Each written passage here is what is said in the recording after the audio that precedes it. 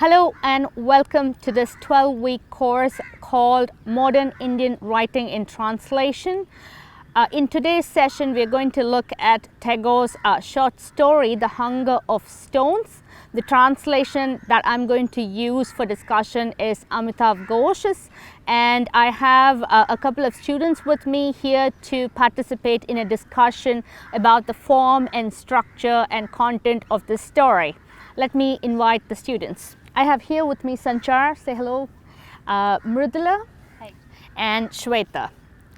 So Mridula, what do you think about this story? What are your initial reactions to reading this story from Tagore?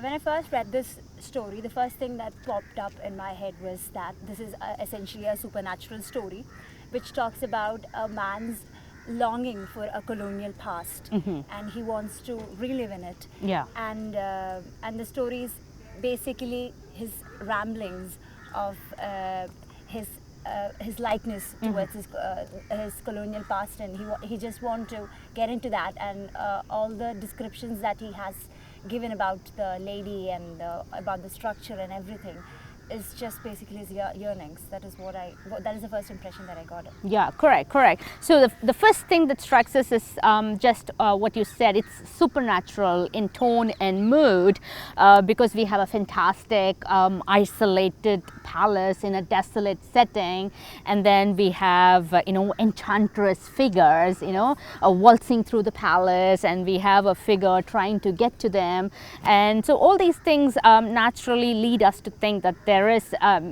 definitely going to be a lot of horrors in this particular tale. So yes, it's gothic, it's supernatural.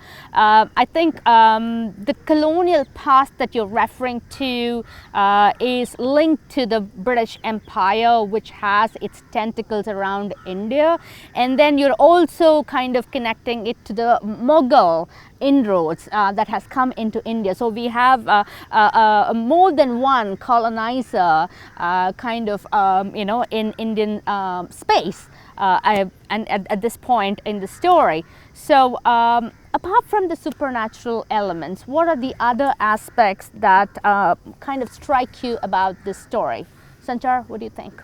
Well, I feel that there are a few elements which are which are at large in the entire narrative. I personally believe that there are certain elements of light and darkness, which we call the chiaroscuro, and there is a pretty oscillating process of this illusion and reality. So since there is a lot of conflict between this illusion and reality, we have seen that although it's a meta-narrative story where there are two stories, two plots which are going parallelly, there are also two meta-narratives of psychology.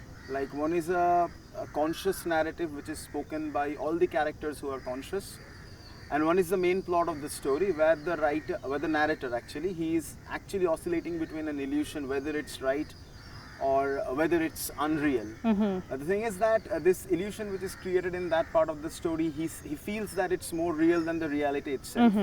And more than that, if we go into the critical dimensions of the text, apart from being anything also, I feel that it has an encompassing idea about how the colonial mindset is looking forward to its own structure, and how it is trying to break away or kind of extract itself out from the post-colonial ideas, like how the person is dressing himself in the Western robes, and then he feels when he's back, when he's supposedly in an illusionary world, he's feeling that this Oriental charm is the real thing. Yeah, so very good. Yeah. In that sense, I think it's a dimensional and more versatile aspect. Yeah.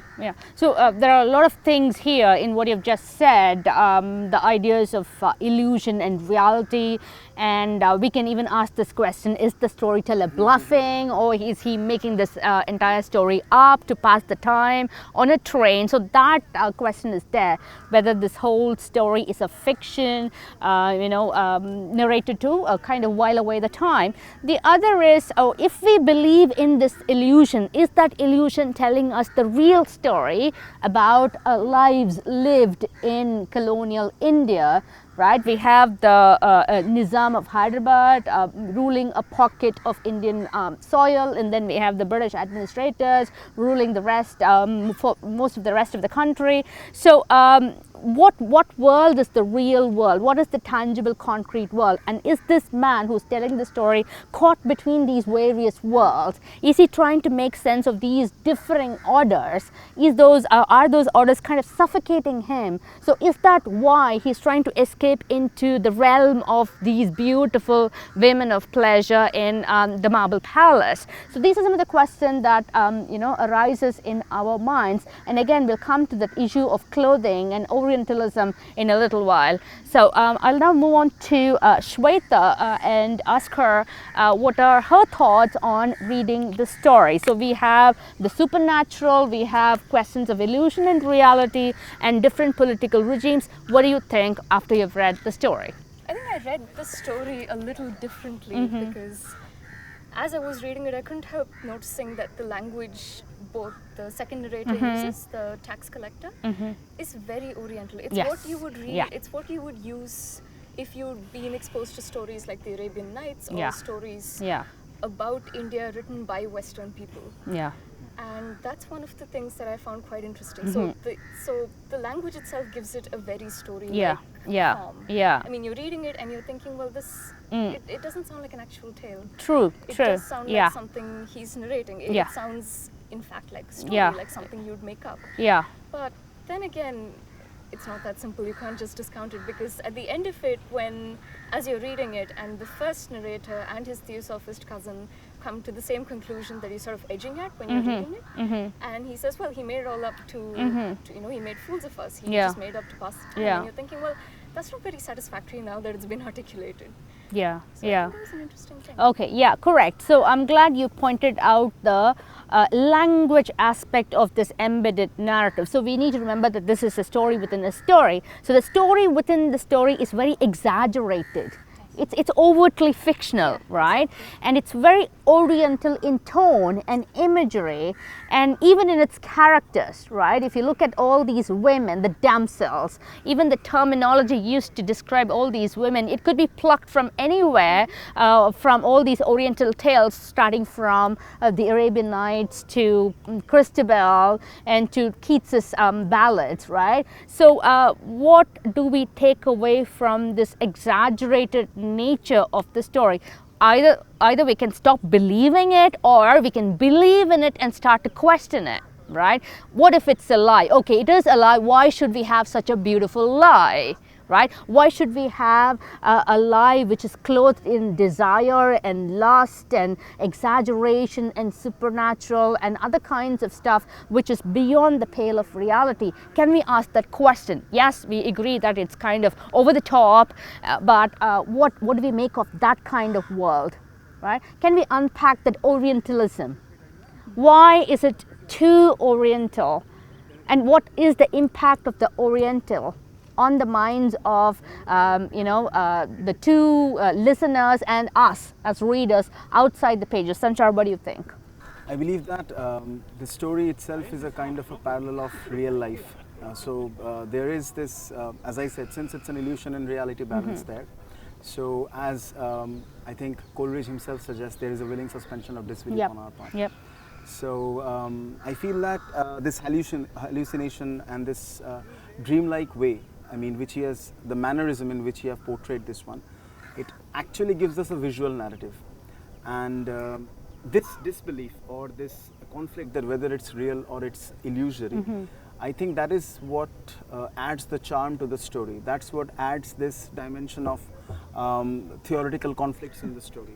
And since Tagore himself was a postmodern, if I not say postmodern, himself had a postmodern bent of mind while writing these kind of stories, and he himself had a pretty colonial past because he had been in the West for a pretty long time. I think that the reasons why he has inclined himself to write this kind of story is that he wanted to blend both these systems of colonial as well as anti-colonial ideas. And we also have found out something. I personally believe that there is a kind of a protest here.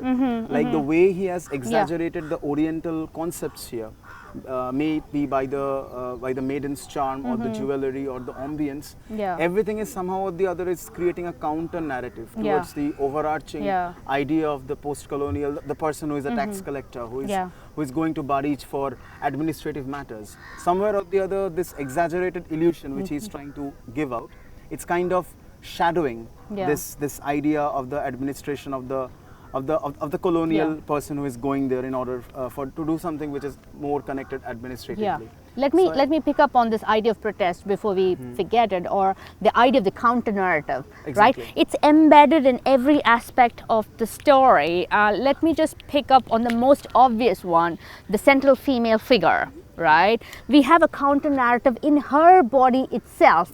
If you look at her persona, if you look at the initial description of that female figure, she's beautifully dressed. Even though we don't get details of her face, we do get a reference to the dagger. Right? The dagger that's at her waist. So that is one very small kind of weapon of resistance there for you, embedded in her body. And the other very obvious counter narrative, can you think about it? Maybe I'll ask Shweta, or so maybe we can think about all those moments of resistance in the story within that embedded narrative. That can tell us a lot about that world about which we are seeing in the story. Well, as you mentioned, there is the dagger in her belt, and there's also the narrator's, I mean, at first glance, quite, he comes back home and he dresses in quote-unquote Indian or Oriental clothes, and while he's out, he's in an Englishman's clothes. But then there's that small thing where he decides to go out for a ride, and then the wind blows away, or supposedly the wind blows away his jacket and his cap, and from that day onwards he never wears English clothes again. So it's almost like it's a fantastic example. It is, but if I can stretch it out and perhaps theorize more than we're supposed to, it's almost as if it's a colonial past that's embedded, not a colonial, but this idea of a pure past that's embedded in the woman that's brushing away vestiges of colonialism, and traces of colonialism. I can go further than that if you want me to. I mean, if you look at the exact words used in the story, we have the leaves of the Aravalli Mountains and the sands of Shusta, the river, literally coming up and kind of, sweeping away the solar topi and the other accessories which indicate that this man is aping the mannerisms and the ideals of this new colonial order represented by the British Empire. So yes, that is a fantastic moment in the story where elements of nature attack this interloper regime in a very symbolic way, right? So that is obviously there. And I was also thinking about the fact that this woman of pleasure, brought from Arabia and somehow shut up in this palace of pleasure, she wants to get out. She wants to go home. She just wants to get out of this place. That is resistance as well for you, right? She says, get me away from this place. Just take me away on the horse. And she is using this tax collector, right, in a way to get what she wants. I mean, you can kind of further interpret this in various ways. Perhaps Mridula, you can add to this and tell us what you think about the narratives of resistance that are there.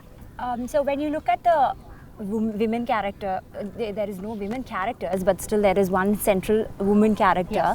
Although she is not named, we get to know about her appearance through his writings, like how he describes the beauty of her.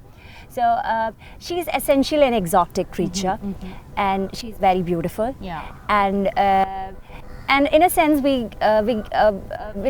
can feel that she's luring the person, and luring that person for we don't know for what. Maybe she sees this person as an escape for her, and the word and some of the terminologies that are used by the writer to describe her, as if she's described as a she snake. Yes. That is a very Orientalistic look at how women are described, or mostly you have a lot of such references in many of many Indian writings, and she's essentially, when you first read about her, it's kind of scary. First, we don't know whether she's an enchantress, Yeah. but we tend to empathize with her, sympathize with her, because there is a longing in her, and she's pleading to the main protagonist, asking him to rescue her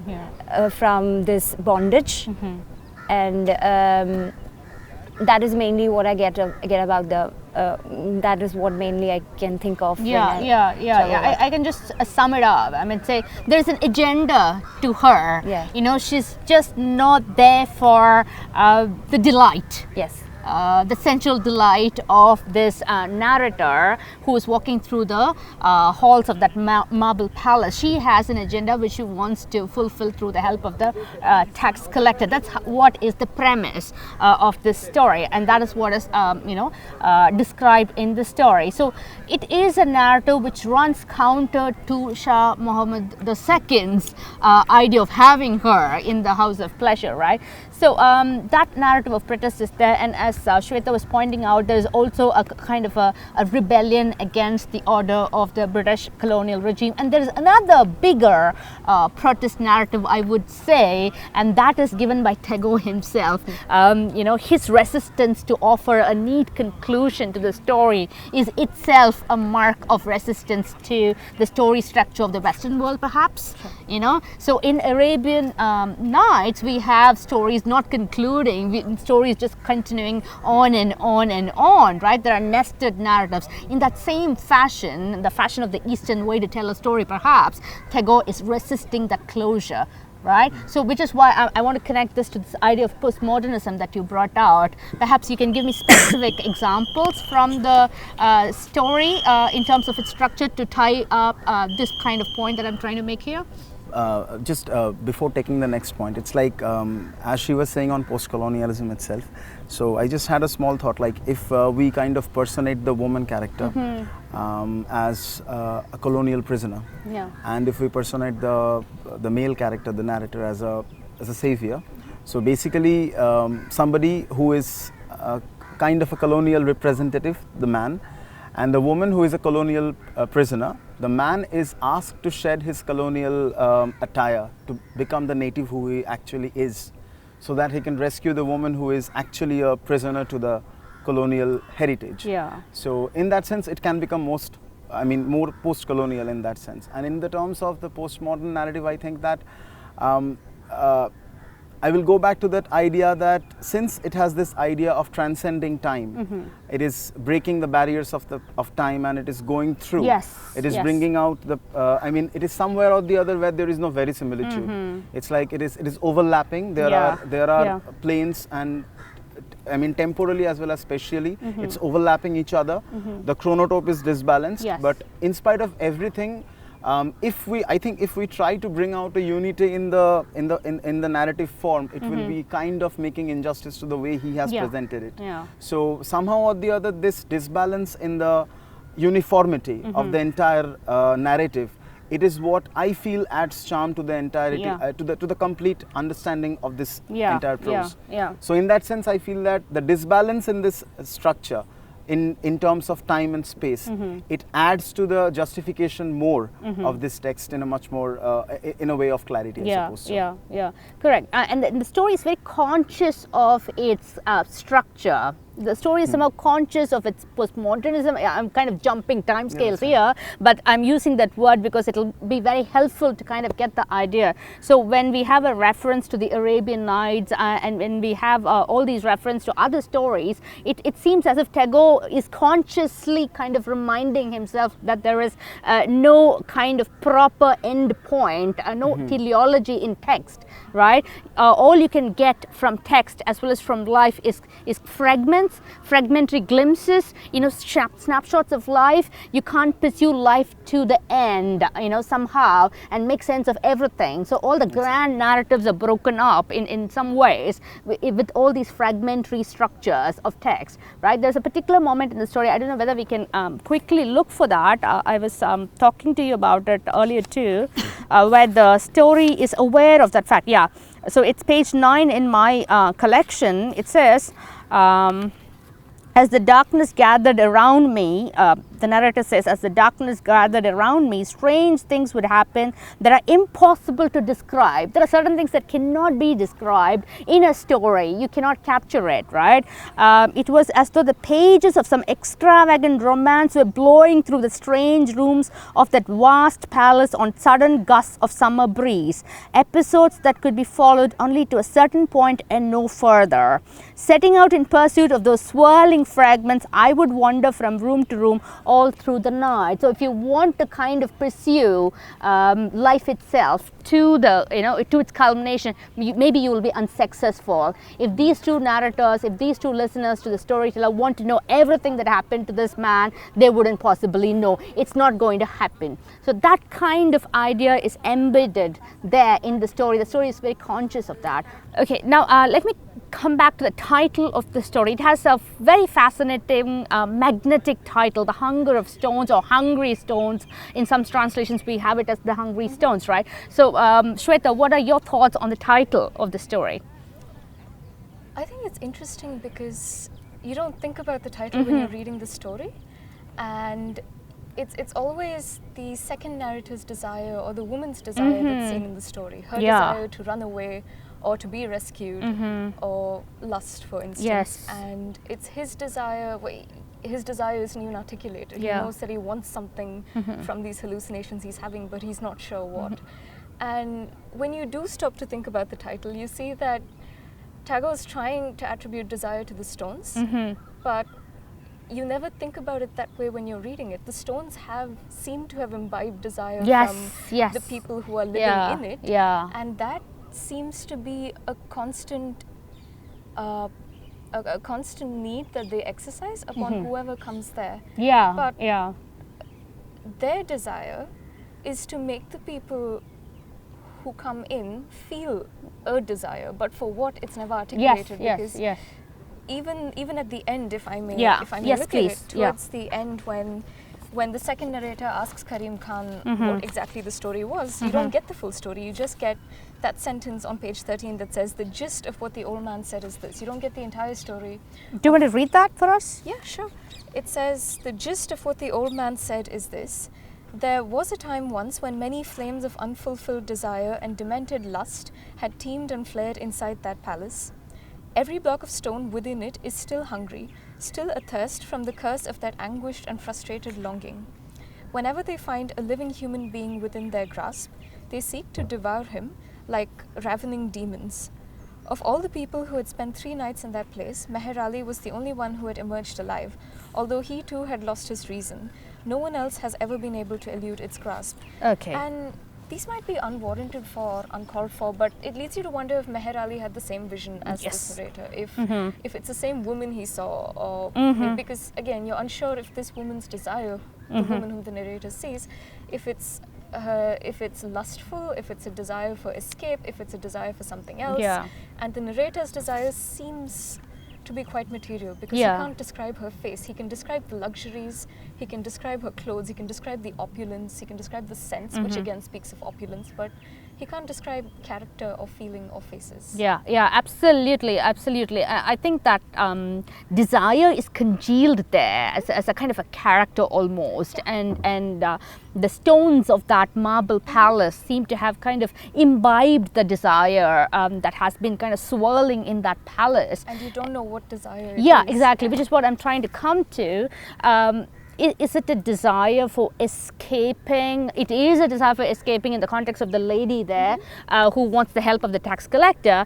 But if we take that palace as a whole, it is a structure made by Shah Muhammad II. So can we also kind of think about power as a massive desire, that emperor had reflected in the past? So is that desire of the emperor kind of embedded in the stones as well? So is it trying to regain its glory, its past power across the Indian subcontinent? It has lost somehow. We have new emperors here, we have new administrators. So do we have a kind of a power struggle? Yes, there is a power struggle. If we see that the Aravallis are trying their best to get rid of the vestiges of professionalism associated with the empire by sweeping away the solar topi. So we have a kind of a symbolic struggle, a fight between two power structures, and we have figures such as this woman of pleasure as well as the tax collector caught in this fight for hegemony across the Indian subcontinent. I think with this we can come to a conclusion for today. More is to come. Stay with us, and I hope to see you again in the next session.